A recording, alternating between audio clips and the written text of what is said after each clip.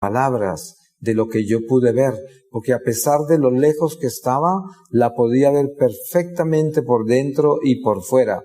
Y mi alma sabía que yo tenía que haber llegado allá y no había alcanzado.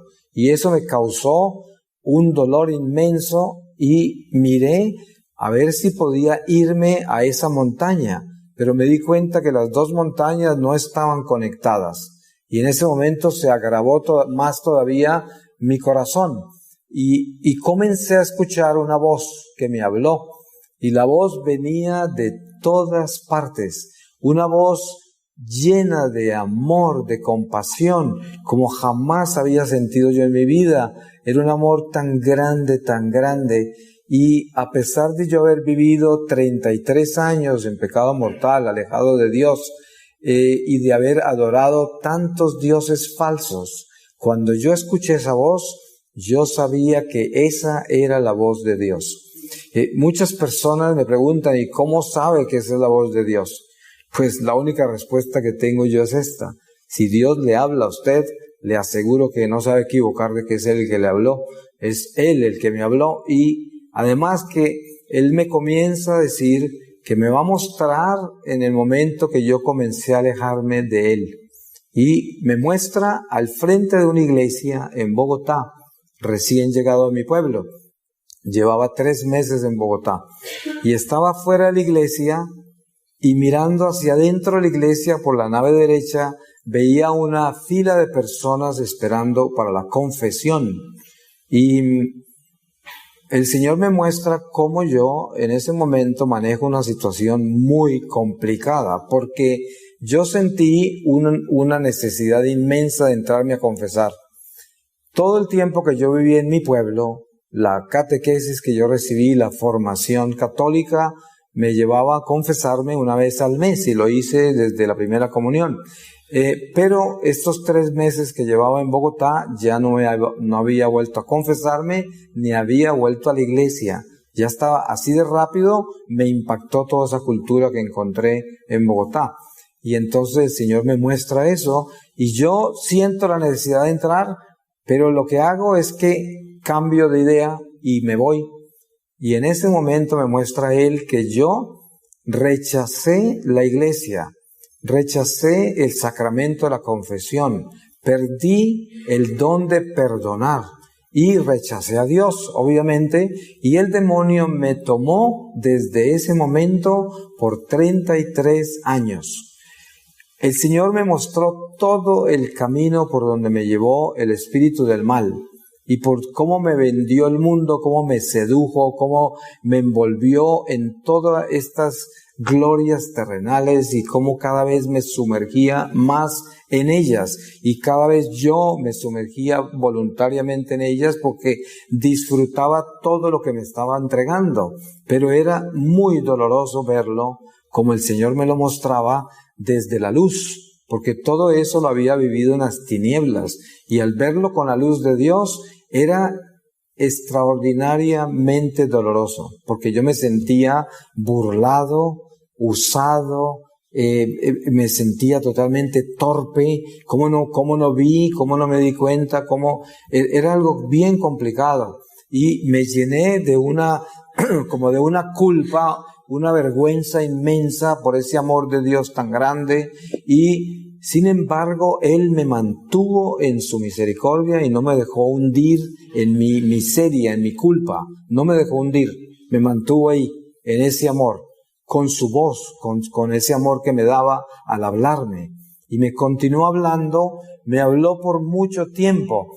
Yo los pudiera tener aquí años contándoles lo que Él me dijo, pero en este corto tiempo les voy a resumir en pocas palabras algunas cosas importantes. Él me habló de la iglesia y me dijo que yo había nacido católico, había sido bautizado católico porque Él me había escogido como católico.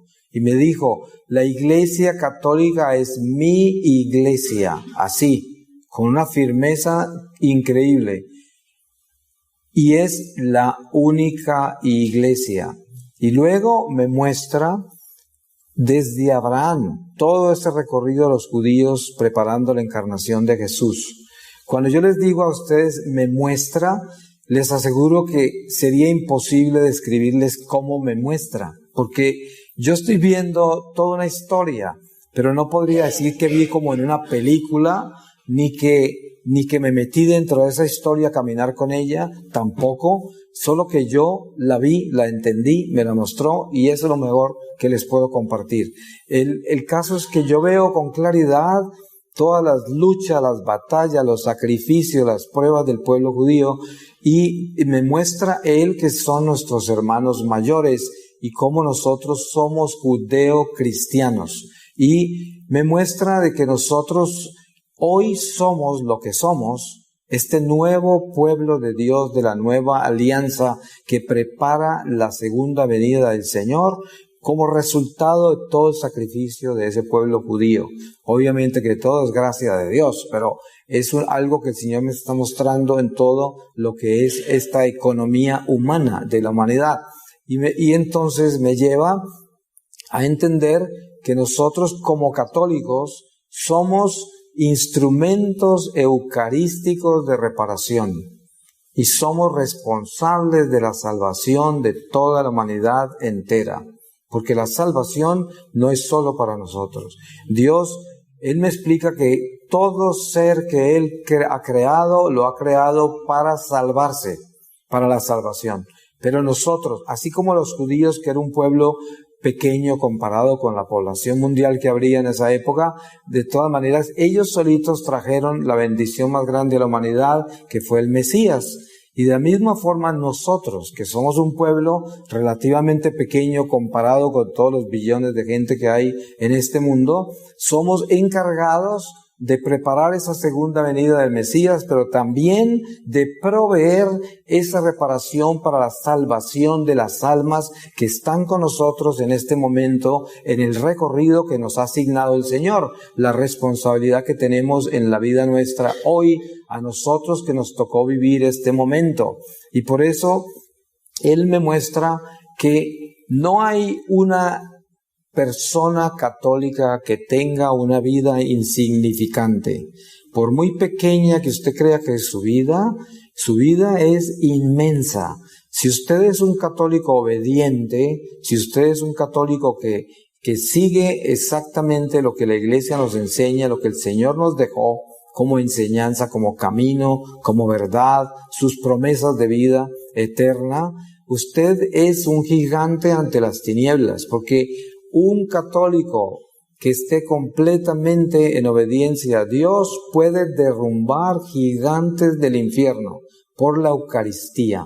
Y Él me lleva al sacramento de la confesión de nuevo y me muestra, Satanás es el trono del orgullo y el sacramento de la confesión es el trono de la humildad y la misericordia.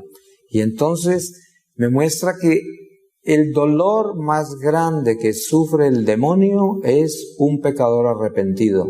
No hay nada que lo atormente más que un pecador arrepentido. Cuando nosotros vamos a confesarnos, nos encontramos con una gracia gigantesca, porque el regalo más grande, humanamente hablando, que Dios le ha dado a la iglesia es el sacerdote. Porque el sacerdote es aquel que mantiene viva la gracia eucarística, la gracia sacramental entre nosotros. Y tiene el poder inmenso de levantar su mano y en nombre de la iglesia absolvernos de nuestros pecados. Y en ese momento quedamos perfectamente desatados del demonio. Porque cada pecado mortal es un espíritu del mal, y entre más tiempo nos quedemos en pecado mortal, más espíritus hay asociados a ese pecado. Y la mejor forma que yo les puedo comparar esto, que lo puedo comparar con un pasaje de las Escrituras, es cuando Jesús está con sus apóstoles pasando por un cementerio de esa área de los Gerasenos, en Gerasa creo que se llama, y hay un endemoniado corriendo desnudo por entre las tumbas. Este hombre que cae al frente del Señor, y el Señor le pregunta su nombre, le dice que es Legión, porque son muchos, y desesperados piden que los dejen entrar en los cerdos, porque sabía que Jesús los iba a exorcizar del hombre que tenían poseído. Pero resulta que los espíritus del mal son cuerpos intelectuales, ¿no? Y los animales no tienen intelecto. Entonces, cuando ellos entran en los cerdos, no los pueden controlar. Y los cerdos tratan de quitarse de encima lo que hay encima de ellos, se lanzan al lago y se ahogan y los espíritus caen al abismo, porque ellos sabían que no podían entrar en otro ser humano en presencia del Señor, Él no iba a permitir eso.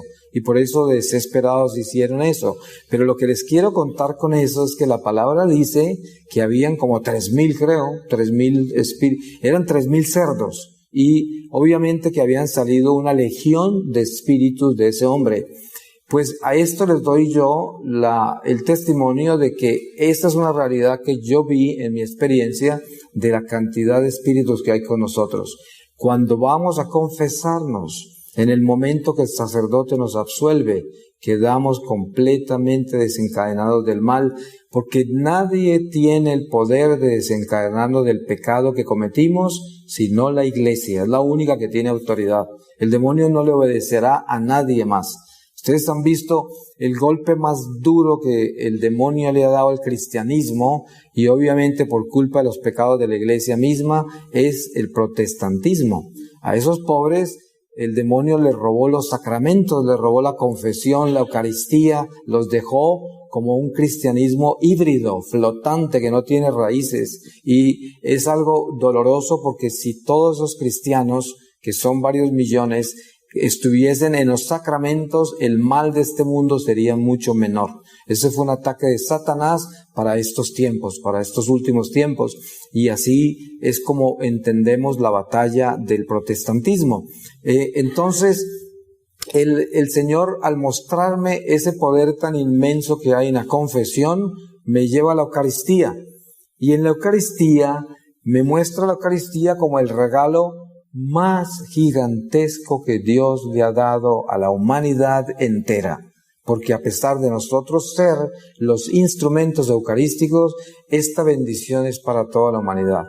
Me muestra que en el momento en que se celebra la Eucaristía, que se celebra la misa, desciende sobre el altar toda esa corte celestial. Y es algo tan impresionantemente poderoso y grande, porque la iglesia se llena de luz, o el lugar donde se esté celebrando la misa, en cualquier parte que sea. Es una luz tan grande que todos los demonios que hay en todo ese territorio espiritual donde se le celebra la Eucaristía huyen, porque no resisten la luz que hay ahí. Y todo lo que están haciendo lo tienen que dejar. Por eso, si no fuera por la Eucaristía que se celebra constantemente alrededor de todo el mundo, el demonio nos tuviera todavía mucho más acosados de lo que nos tiene. Y miren cómo nos tiene en este mundo, como estamos en este mundo tan perverso. ¿Qué sería de nosotros si la Eucaristía no la tuviéramos? Y por eso, Él me muestra cómo nosotros, como instrumentos eucarísticos, cuando estamos en gracia de Dios, o sea, en paz con Dios, preparados.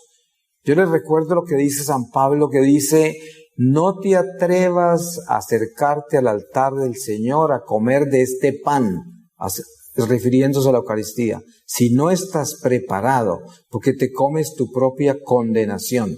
Ahí se está refiriendo a la confesión, prepararse para comer el pan de vida. Y entonces, un católico que está preparado y comulga, se convierte en una antorcha de luz. Y donde usted va, por donde usted pasa, lleva esa luz que ahuyenta los demonios. Por eso, cada uno de nosotros somos esa antorcha, esa luz en este mundo de tinieblas. Porque nosotros estamos en las tinieblas. No las podemos ver, gracias a Dios, por pura misericordia de Él. Pero estamos en el mundo caído. La prueba es esta: Jesús desciende del cielo. ¿Y por qué descendió? Porque estamos abajo. Y cuando se va, asciende de regreso al cielo y nos invita a que lo sigamos hacia arriba, porque Él vino a enseñarnos cómo salir de este hueco, de esta caída en la que nos encontramos. Y por eso les muestro lo siguiente: cuando un alma sale del cuerpo, en el momento de la muerte, ya no le brillan los astros, ya no está dentro de este contorno material, ya el sol, la luna, las estrellas, el firmamento en sí no le da luz, ya no tiene